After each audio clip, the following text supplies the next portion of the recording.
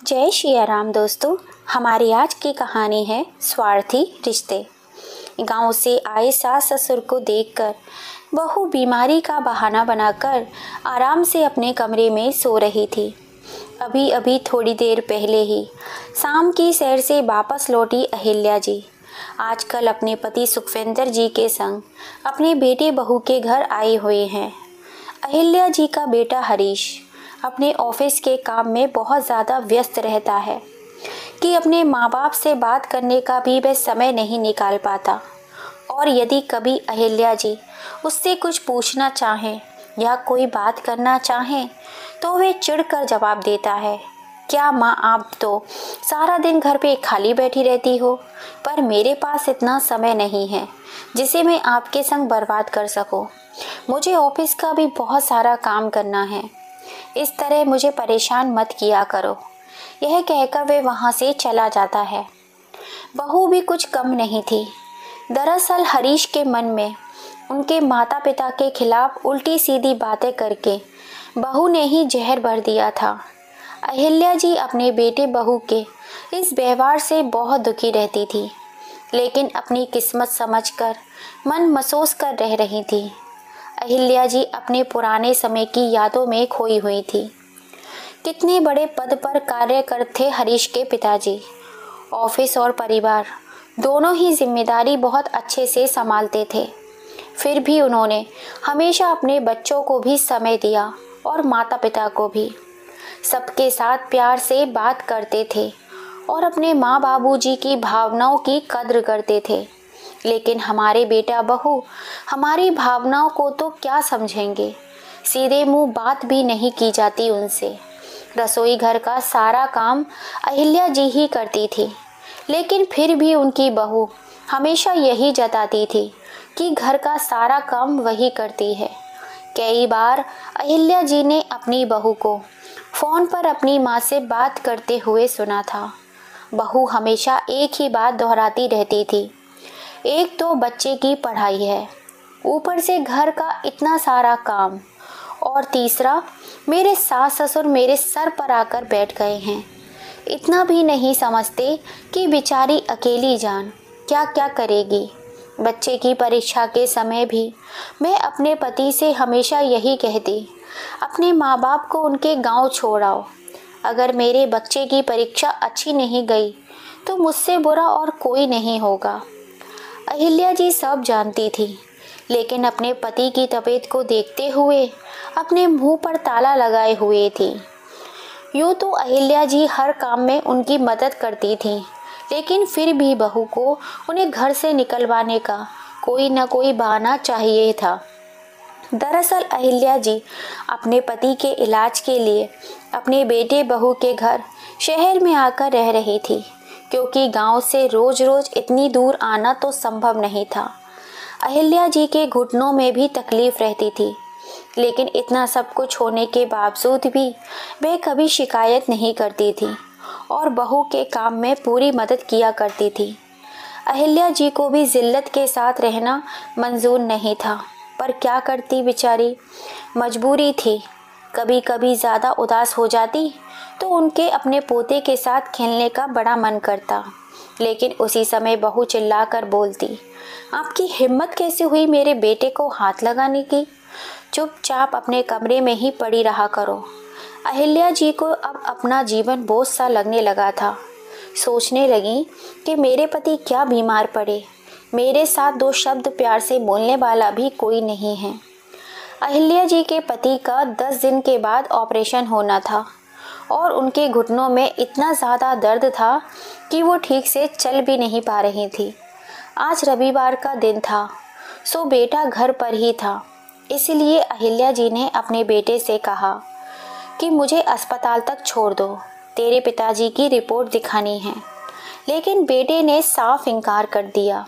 क्या माँ, एक संडे ही तो छुट्टी का मिलता है, उसमें भी तुम परेशान करने लग जाती हो, रिक्शा करके चली जाओ। यह बोलते हुए हरीश अपने कमरे में वापस चला गया और जाकर लेट गया।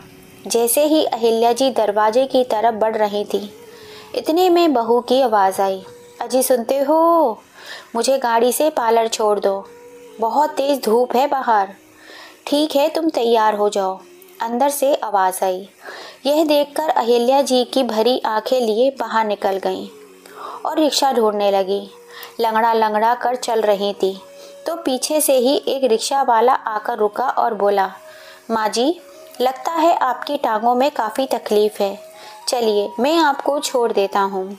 अहिल्या जी उसका धन्यवाद करते हुए रिक्शे में बैठ गई और मन ही मन उसे दुआएं देने लगी। अस्पताल पहुंचकर जब उसे पैसे देने चाहे तो रिक्शा वाला बोला, माँ जी, इतनी कड़ी धूप में आप पैदल दोबारा कैसे जाएंगी? आप होकर आइए, मैं आपके लिए यहीं खड़ा हूँ, आपको वापस भी छोड़ दूँगा। रिक्शे वाले के प्यार भरे 2 शब्दों से अहिल्या जी का हृदय गदगद हो गया। जब तक अहिल्या जी के पति ठीक ठाक थे तब तक मजाल है कोई उनके ऊपर उंगली भी उठा ले, परंतु जब से उनका एक्सीडेंट हुआ है तब से बेचारे एकदम लाचार और बेबस हो गए हैं। इन 2 महीनों में ना जाने कितनी बार अहिल्या जी ने अपने बेटे बहू से खरी खोटी सुन ली थी।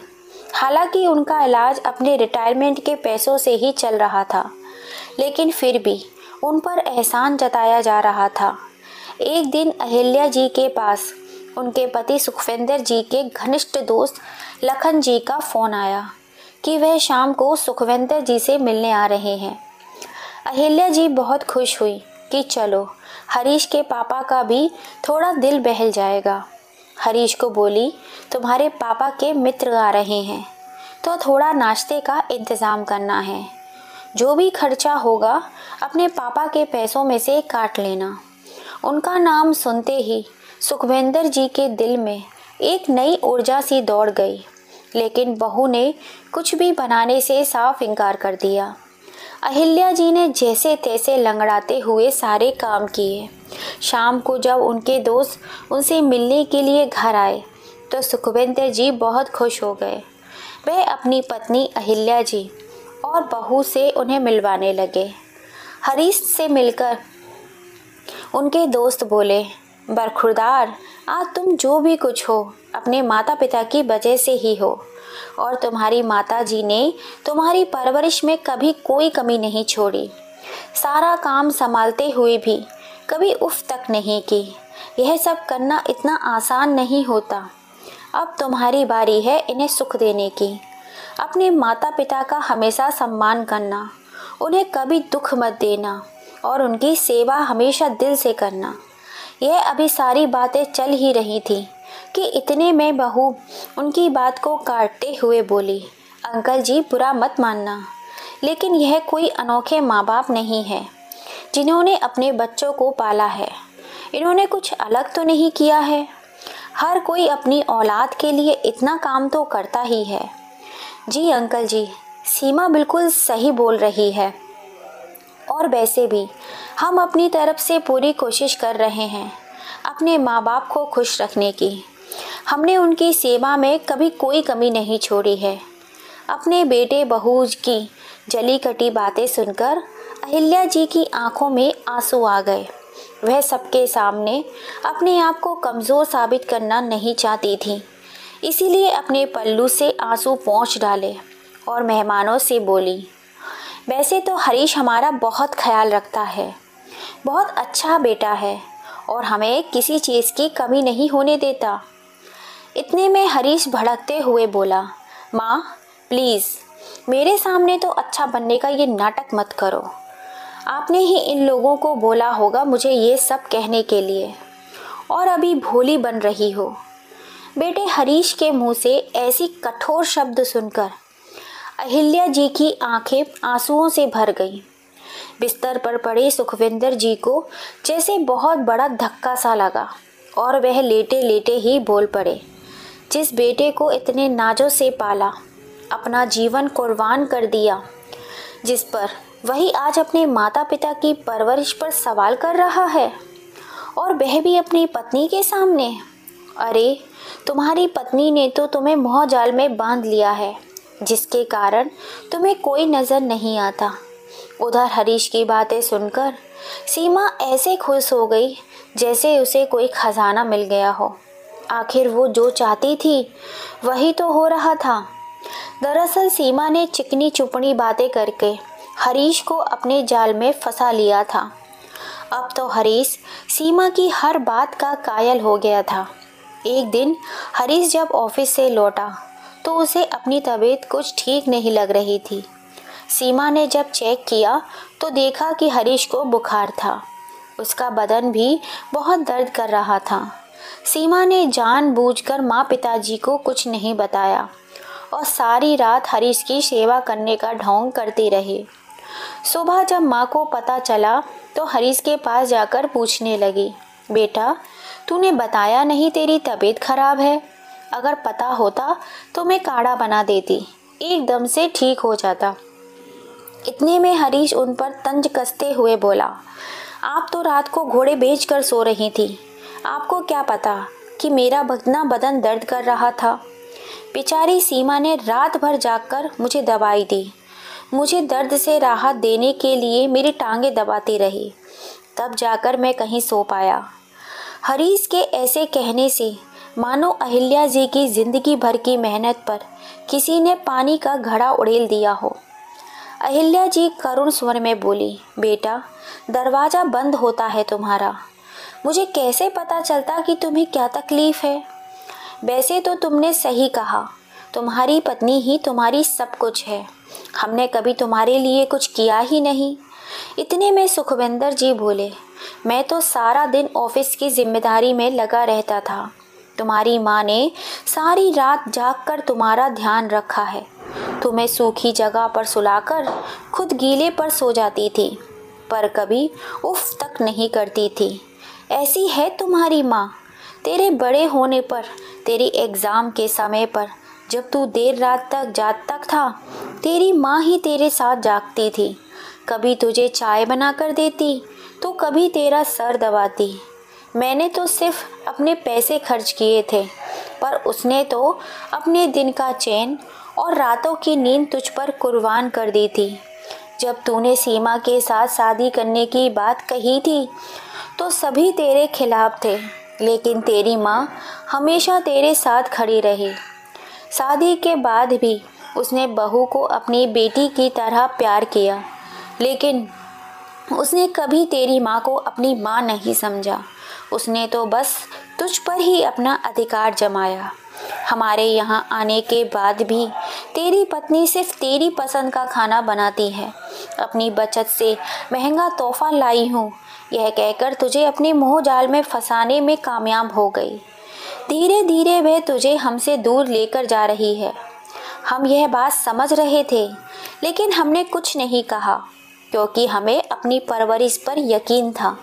लेकिन हमें नहीं पता था कि इतना बेटा दूर चला जाएगा कि अपने माँ बाप की कुर्बानियों पर ही प्रश्न चिन्ह खड़ा कर देगा। जब सुबह तेरी माँ अब कमरे में चाय नाश्ता लेकर गई तो तूने बोला, नाश्ता यहाँ रख कर चली जाओ, हम बाद में खा लेंगे। बेचारी सीमा रात भर नहीं सोई, उसे नींद पूरी करने दो। बेटा कल की आई पत्नी की इतनी चिंता, और जिस माँ ने अपनी नींद की परवाह ना करते हुए तुझे पाल पोस कर इतना बड़ा किया और इस काबिल बनाया कि तू संसार में स्वाभिमान के साथ जी रहा है, उसी के सारे प्रयासों को तूने पल भर में नकार दिया। हरीश कुछ बोलने ही लगा था, लेकिन उसकी बात काटते हुए बाबूजी बोले, सच ही कहा है किसी ने, जब अपना ही सिक्का खोटा हो तो किसी और से क्या शिकायत करना। लेकिन अब पानी सर से ऊपर जा चुका है। अब मैं अपनी पत्नी का और अपमान बर्दाश्त नहीं कर सकता। बेटा तुम्हें और तुम्हारी पत्नी को अपनी खुशहाल ज़िंदगी मुबारक हो। अब हम दोनों यहाँ से जाना चाहते हैं। ससुर जी, आज आपने पहली बार बहुत ही अच्छी बात कही, क्योंकि दूसरों के घर में नौकरों की तरह रहने से अच्छा है कि अपने घर में ही रहा जाए। बहू बेशर्मी से बोली तो बेटे ने भी कहा, चलो देर से ही सही, लेकिन आप लोगों से मुझे छुटकारा तो मिला, वरना मैं तो सोच रहा था कि मैं ही आपको गांव में छोड़ कर आऊँ। बेटे और बहू की इन तीर के समान बातों को सुनकर दोनों पति पत्नी अपना सामान समेटकर गांव की ओर चल दिए, लेकिन अपना अपमान उनसे बर्दाश्त नहीं हो पाया। वे दोनों रात को घर पहुँचे और सुबह अपने बिस्तर से उठ ही नहीं पाए। हमेशा हमेशा के लिए उन्हें अपने दुखों से छुटकारा मिल गया था। जैसे ही बेटे बहू को पता चला, दोनों तुरंत दिखावा करने के लिए भागते हुए सारे क्रियाक्रम के पश्चात हरीश ने घर को बेचने का फैसला कर लिया ताकि वह शहर जाकर आराम से रह सके। जैसे ही पिताजी के दोस्त ने यह सुना कि उनका मकान बेचा जा रहा है, वह तुरंत घर आए और हरीश से बोले, बेटा तुमसे कुछ ज़रूरी बात करनी है। हरीश उनकी बात सुनने को तैयार नहीं था। तभी उन्होंने कहा, बेटा तुम्हारे पिताजी के कमरे में जो अलमारी है उसे खोलो। जानना नहीं चाहोगे कि तुम्हारे पिताजी उस अलमारी को कभी तुम्हें हाथ क्यों नहीं लगाने देते थे? तभी उसे याद आया कि उसने कितनी बार पापा की अलमारी खोलने की कोशिश की, लेकिन हमेशा पिताजी अलमारी खोलते देखकर उसे डांट दिया करते थे। वह तो उस अलमारी के पास भी उसे आने नहीं देते थे। लेकिन आज आखिरकार रात से पर्दा खुलने वाला ही था। जैसे ही हरीश ने अलमारी खोली, उसके अंदर कुछ पेपर्स रखे दिखाई दिए। जब उसने वह कागज़ खोल कर देखे तो सोचा कुछ ज़मीन जायदाद के कागज़ होंगे, लेकिन उस पेपर्स को पढ़ते ही उसके पैरों तले ज़मीन खिसक गई। उन पर लिखा था कि आज से 30 साल पहले उन्होंने हरीश को अनाथ आश्रम से गोद लिया था। हरीश का दिमाग झंझना गया और हाथ पैर सुन्न पड़ गए। शरीर में तो जैसे जान ही नहीं रही और पेपर्स छूटकर ज़मीन पर गिर पड़े। हरीश की ऐसी हालत देखकर जब सीमा ने पेपर उठाकर पढ़े तो वह भी हक्की बक्की रह गई।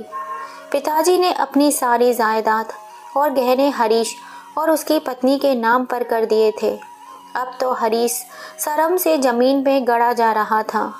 यह क्या कर दिया मैंने, जिन माता पिता ने इस अनाथ को फर्श से उठाकर अर्श तक पहुंचाया, एक नया जीवन दिया, मेरी सारी खुशियां और इच्छाओं को महत्व देते हुए अपने जीवन को एक तरफ रख दिया। उन्हें मैं कुछ दिन अपने घर में जगह भी न दे पाया और जलील करके उन्हें वापस भेज दिया। लालत है मुझ पर जो 2 वक्त की रोटी भी उन्हें इज्जत से न खिला सका। आज वह खुद से नज़रें भी नहीं मिला पा रहा था। इन सब घटनाओं से हैरान हुई सीमा थोड़ी देर के लिए तो कुछ न बोल सकी, लेकिन खुद को संभाला तो हरीश से कहा कि गुनाहगार तो मैं हूँ जो उम्र भर आपके माँ बाप के खिलाफ आपके मन में जहर घोलती रही। उसकी आंखों से पछतावे के आंसू थे, लेकिन अब किया भी क्या जा सकता है। जब सब लोग चले गए तो वहाँ से उठकर वह माँ बाबूजी की तस्वीर के आगे घुटने टेक कर माफ़ी मांगने लगा। माँ बाबूजी, मुझे माफ़ कर दीजिए, हमने घोर पाप किया है, अपने बेटे होने तक का फ़र्ज भी नहीं निभा पाया। माँ बाबूजी की तस्वीर के आगे रोते रोते उसकी आंख लग गई। अचानक उसे ऐसा लगा किसी ने उसके सिर पर हाथ फेरा और बोला, काश तुमने हमें जीते जी यही सम्मान और थोड़ा सा प्यार दे दिया होता तो हम सुकून से मर सकते। अब जब तुम्हें अपने किए का पछतावा हो चुका है तो हमें अपनी तपस्या का फल मिल गया है। अब हम चैन से मुक्ति पा सकेंगे। हरीश अचानक नींद से जाग गया।